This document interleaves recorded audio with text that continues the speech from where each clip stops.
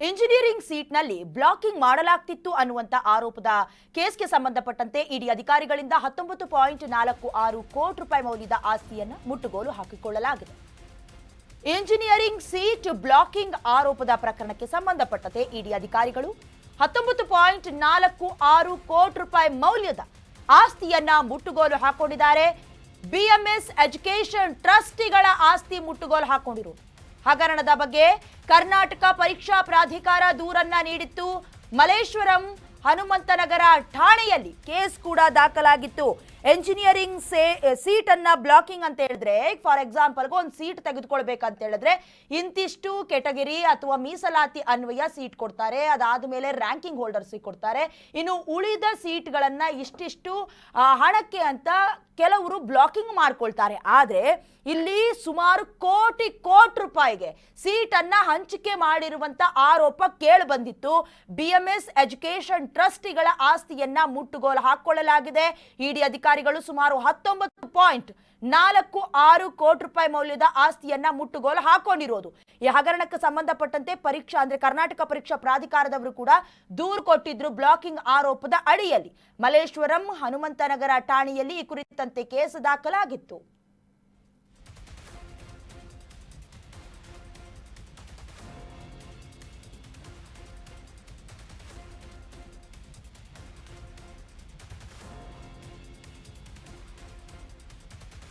ಅಂದ್ರೆ ಇವಾಗಿನ ಕಾಲದಲ್ಲಿ ಶಿಕ್ಷಣವನ್ನ ಕೂಡ ಯಾವ ರೀತಿಯ ಹಣಕ್ಕೆ ಮಾರ್ಕೊಳ್ತಾರೆ, ದುರುಪಯೋಗ ಪಡಿಸ್ತಾರೆ. ಹಣ ಇದ್ದವರು ಎಷ್ಟೇ ಕೋಟಿ ರೂಪಾಯಿ ಆದ್ರೂ ತೆಗೆದುಕೊಳ್ತಾರೆ. ಆದ್ರೆ ಶಿಕ್ಷಣದಿಂದ ವಂಚಿತರಾಗ್ತಾರಲ್ಲ ವಿದ್ಯಾರ್ಥಿಗಳು, ಅವರು ಸಫರ್ ಮಾಡ್ತಾರೆ. ಇಡಿ ಅಧಿಕಾರಿಗಳ ಈಗಾಗಲೇ 19.46 ಕೋಟಿ ರೂಪಾಯಿ ಮೌಲ್ಯದ ಆಸ್ತಿಯನ್ನ ಮುಟ್ಟುಗೋಲು ಹಾಕೊಂಡಿದ್ದಾರೆ. ಕೇಸನ್ನ ದಾಖಲು ಮಾಡಿ ತನಿಖೆಯನ್ನ ನಡೆಸ್ತಾ ಇದ್ದ ಜಾರಿ ಅಧಿಕಾರಿಗಳು ಅಂದ್ರೆ ಇಡಿ ಅಧಿಕಾರಿಗಳು 2025ರಲ್ಲಿ ಒಟ್ಟು 18 ಕಡೆ ದಾಳಿ ಕೂಡ ನಡೆಸಿದ್ರು. ಇಡಿ ಅಧಿಕಾರಿಗಳು ಬಿಎಂಎಸ್ ಟ್ರಸ್ಟ್ನ ಕಾಲೇಜುಗಳಲ್ಲಿ ಹಗರಣ ಆಗ್ಲೇ ಪತ್ತೆಯಾಗಿತ್ತು.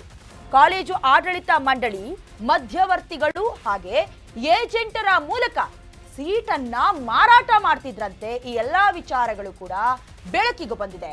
ವಿದ್ಯಾರ್ಥಿಗಳಿಂದ ಏಜೆಂಟರ ಮೂಲಕ ಹಣವನ್ನ ಸಂಗ್ರಹಣೆ ಮಾಡ್ತಾ ಇದ್ರು. ಡೈರೆಕ್ಟ್ ಅಲ್ಲ, ಇದು ಇಂಡೈರೆಕ್ಟ್ ಪ್ರಾಸೆಸ್. ಇಂಜಿನಿಯರಿಂಗ್ ಸೀಟು 10 ಪಟ್ಟು ಹಣಕ್ಕೂ ಮಾರಾಟ ಆಗಿದೆ. ಸೀಟ್ ಬ್ಲಾಕಿಂಗ್ ನಿಂದ 20 ಕೋಟಿ ರೂಪಾಯಿ ಹಣ ಸಂಗ್ರಹಣೆ ಆಗಿರೋದಕ್ಕೆ ಸಾಕ್ಷಿ ಲಭ್ಯವಾಗಿದೆ. ಇಡಿ ದಾಳಿ ವೇಳೆ 1.86 ಕೋಟಿ ರೂಪಾಯಿ ನಗದು ಕೂಡ ಪತ್ತೆಯಾಗಿದೆ. ಅಕ್ರಮ ಹಣ ಗಳಿಕೆಯಲ್ಲಿ ಆಸ್ತಿಯನ್ನ ಟ್ರಸ್ಟಿಗಳು ಖರೀದಿ ಮಾಡ್ಕೊಂಡಿದ್ದಾರೆ. ಯಾರ್ದೋ ದುಡ್ಡು, ಎಲ್ಲ ಮುಂಜಾತ್ರೆ ಇದು. ತನಿಖೆಯ ವೇಳೆ ಸುಮಾರು 19.46 ಕೋಟಿ ರೂಪಾಯಿ ಆಸ್ತಿಯನ್ನ ಮುಟ್ಟುಗೋಲು ಹಾಕೊಂಡಿರೋದು. ನಿಮಗೆ ಸೀಟ್ ಬೇಕಾ ಅಂದ್ರೆ ನೇರವಾಗಿ ಕೇಳೋದಿಲ್ಲ. ಅವರು ಏಜೆಂಟ್ಗಳಿದ್ದಾರೆ, ಅವ್ರಿಗೆ ಸಂಬಂಧಪಟ್ಟಂತೆ ಕೆಲವೊಂದಷ್ಟು ಜನರು ಇಟ್ಕೊಂಡಿದ್ದಾರೆ, ಮಧ್ಯವರ್ತಿಗಳಿದ್ದಾರೆ. ಅವ್ರ ಮೂಲಕ ವಿದ್ಯಾರ್ಥಿಗಳು ಹಣವನ್ನು ಹಾಕಬೇಕು, ಜಮೆ ಮಾಡಬೇಕು. ಖಾತೆಗೆ ಹಣ ಬರ್ತಾ ಇದ್ದಂತೆ ಎಲ್ಲಿ ಇನ್ವೆಸ್ಟ್ ಮಾಡಬೇಕು ಅಲ್ಲಿ ತುಂಬಾ ಚೆನ್ನಾಗಿ ಇನ್ವೆಸ್ಟ್ ಮಾಡಿದ್ದಾರೆ. ಟ್ರಸ್ಟಿಗಳ ಮೂಲಕ ಅಥವಾ ಈ ಹಣವನ್ನ ಕೆಲವೊಂದಷ್ಟು ಭಾಗದಲ್ಲಿ ಇನ್ವೆಸ್ಟ್ ಮಾಡೋದ್ರ ಮೂಲಕ 10 ಪಟ್ಟು ಹಣಕ್ಕೆ ಮಾರಾಟವನ್ನ ಕೂಡ ಸೀಟನ್ನ ಮಾಡ್ಕೊಂಡಿರೋದು. ಸೀಟ್ ಬ್ಲಾಕಿಂಗ್ ಇಂದ 20 ಕೋಟಿ ರೂಪಾಯಿ ಹಣವನ್ನ ಸಂಗ್ರಹಣೆ ಮಾಡಿರೋದಕ್ಕೆ ಸಾಕ್ಷಿ ಕೂಡ ಲಭ್ಯ ಆಗಿದೆ. ಜೊತೆಗೆ ಕಾಲೇಜು ಆಡಳಿತ ಮಂಡಳಿಯ ಮಧ್ಯವರ್ತಿಗಳು ಕೂಡ ಇದರಲ್ಲಿ ಇನ್ವಾಲ್ವ್ ಆಗಿರೋದು ಗೊತ್ತಾಗಿದೆ.